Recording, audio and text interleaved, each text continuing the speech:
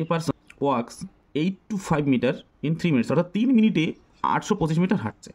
তাহলে এটাকে কী করতে হবে, আমার কিলোমিটার পার আওয়ারে কনভার্ট করতে হবে। আমরা জানি কী করবো, কিলোমিটার পার আওয়ার থেকে আমরা কী করবো, আগে মিটার পার সেকেন্ডে করি। তাহলে এত মিটারকে আছে 3 মিনিটস, অর্থাৎ 3 মিনিটস সমান সমান কত সেকেন্ড, অর্থাৎ আমরা 3 ইন্টু আমরা জানি মিনিটকে যদি 60 দিয়ে গুণ করে দেওয়া হয় তাহলে আমরা কী পেয়ে যাই, সেকেন্ড পেয়ে যাই। তাহলে 180 সেকেন্ডে যাচ্ছে 825 মিটার। তাহলে আমরা কী করবো, এটা থেকে ভাগ করে দেবো, 825 বাই 180, এত মিটার পার সেকেন্ড পেলাম।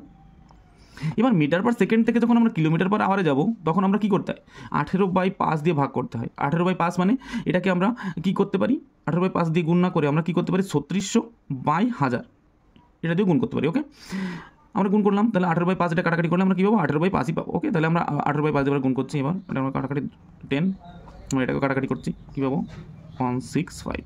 এবার 165 ভাগ 10 অর্থাৎ 16.5 কিলোমিটার পার আওয়ার এটা। তাহলে আমাদের অ্যান্সার ইজ কত, 16.5।